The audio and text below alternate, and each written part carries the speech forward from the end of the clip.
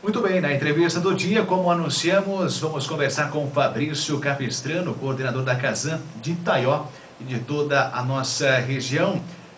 Fabrício, muito bom dia, uma satisfação muito grande receber você aqui nos nossos estúdios. Bom dia, Jefferson, bom dia, ouvintes da Rádio Educadora. Para mim é uma satisfação imensa estar mais uma vez aqui com vocês, uma rádio que oportuniza a gente estar aqui esclarecendo a população taioense, a Casan, que está sempre de portas abertas aí, e fazendo o possível para atender bem sempre a população de Itaió.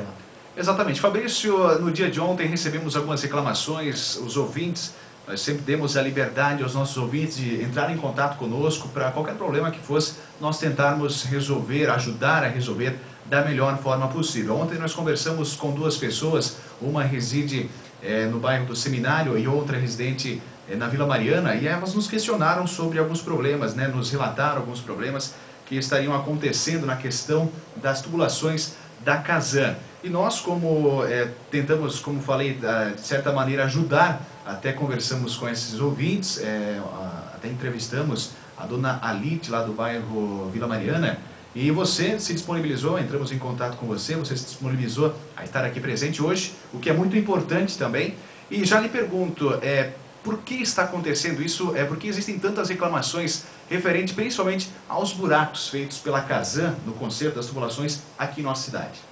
Bom, Jefferson, primeiramente eu vou explicar a situação do bairro da Vila Mariana. Lá foi feito um programa de melhoria, onde existia uma tubulação de 40 milímetros na rua Otto Ozan. A gente optou em fazer uma estrutura melhor, para atender melhor e evitar os consertos ao longo daquela rua, que é uma rua asfaltada. Então a gente optou por eliminar aquela tubulação de 40 milímetros no meio da rua e fazer uma nova de 60 milímetros. Porém, é o seguinte, aquelas famílias da Vila Mariana, especialmente daquela rua da Otto Ozan, todos têm água nas casas. E nós, na Casan, estamos atualmente com um problema sério, que são o tempo, como todos, é de conhecimento de todos, tem nos prejudicado, porque nós não podemos abrir na rua com esse tempo chuvoso. Atrapalha o tráfego dos veículos, a questão vários transtornos são causados por causa desse tempo. Então, o que acontece? A gente está fazendo aos poucos, com uma parceria com a Prefeitura Municipal, que quando a gente acabar o nosso processo da Casan, eliminar as ligações na antiga rede e colocar na rede nova, a Prefeitura Municipal vai refazer toda a calçada no trecho ao longo da rua. Também estamos com um problema na questão das ligações de água. O mesmo problema do tempo.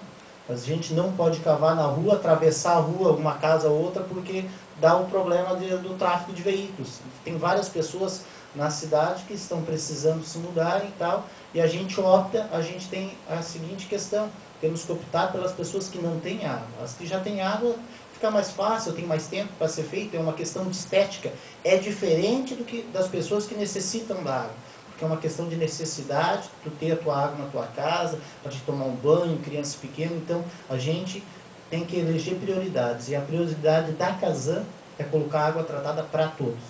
Fabrício, a questão é da restauração do asfalto, das ruas, enfim. Agora você acabou de colocar que a prefeitura que é responsável por isso. A prefeitura vai lá e conserta. Queria deixar bem claro, que você deixasse bem claro para a população a situação de quem é responsável exatamente por ir lá e, vamos dizer assim, tapar o buraco, né, o que foi feito realmente para ser realizado um conserto, resolver um problema na tubulação. Então, quem é a entidade responsável para fazer esse conserto, para fazer essa reforma, digamos assim, naquele trecho que foi mexido? É a Casan ou é a prefeitura? Jefferson, existe um convênio de concessão de serviço entre a Prefeitura Municipal e a Casan. Nesse convênio, nos seus artigos, diz o seguinte: a Casan faz o conserto, a Prefeitura conserta e emite a nota dentro de 30 dias para a Casan. E a gente, ao longo do ano, a gente faz uns convênios de repavimentação. Ano passado, por exemplo, foi dado no valor aproximadamente de 15 mil reais só para fazer os consertos. Nessa questão das calçadas, da rua Otto Ozan, é uma situação à parte. A calçada é dever da prefeitura, porque nós não temos estrutura para isso. Esse convênio existe com o município Até pela questão que nós não temos nem pessoal suficiente, nós não temos uma retroescavadeira, nós não temos como compactar, nós não temos condições, nós não temos, na verdade, estrutura para fazer esse conserto. Então existe esse convênio onde a prefeitura é responsável por consertar, emitir a nota para a Casan e a Casan tem 30 dias para pagar. Entendi. Fabrício, a questão, um outro ponto sobre a questão já que às vezes acontece esse problema da dificuldade, talvez de mão de obra ou de mesmo equipamento, em Presidente Getúlio aconteceu a municipalização aí da distribuição da água. Hoje, em algumas cidades, você que cuida da regional aqui, é viável a municipalização da distribuição? Tirar da Casan essa responsabilidade? Não é viável pela seguinte questão, a capacidade de endividamento. Qual a capacidade de endividamento do município de Itaió? Itaió, vamos dar um exemplo. Itaió já foi feito um projeto para a questão do esgoto, tratamento de esgoto e alguns setores da cidade. Foi feito um levantamento que vai custar aproximadamente 19 milhões de reais. A capacidade de endividamento do município de Itaió, não sei se atinge esse financiamento. Agora a Casan não, a Casan tem como avalista o governo do estado. Também tem outra questão, se o município já tem problema com a administração pública das pessoas que não têm condições e tal, vocês imaginou se municipalizasse? Também tem a outra questão, que é a questão da estrutura. Para poder distribuir água, essa água tem que atender os padrões do Ministério da Saúde, portaria 518 e portaria 520. Teria que ser feito um laboratório em Itaió, contratado um químico para Itaió, um engenheiro responsável para Itaió, e toda essa estrutura custa dinheiro. A nossa água não é uma das mais baratas, nossa água não vem por gravidade, ela é coletada de um rio através de bombas de 75 CV, e vocês sabem que o custo da energia hoje é um grande fator que atrapalha muita gente. Tem o custo de produtos químicos, tem o custo de funcionários, sem contar a questão da estrutura.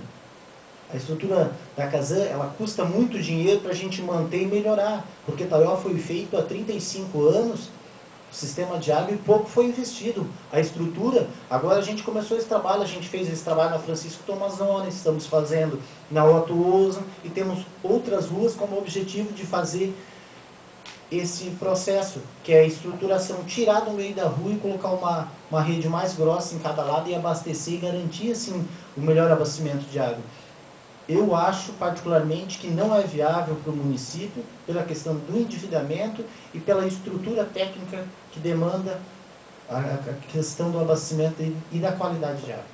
Fabrício, a Casan pretende investir cerca de 1 bilhão e 500 milhões de reais nos próximos 3 anos para ampliar o sistema de coleta e tratamento de esgotos em diversas regiões do estado, além do reforço no abastecimento de água, principalmente na região lá da grande Florianópolis, norte e também no oeste do estado. E para a nossa região, aqui para o Vale, para o Alto Vale, qual que é a previsão da vinda de alguma parte desses recursos?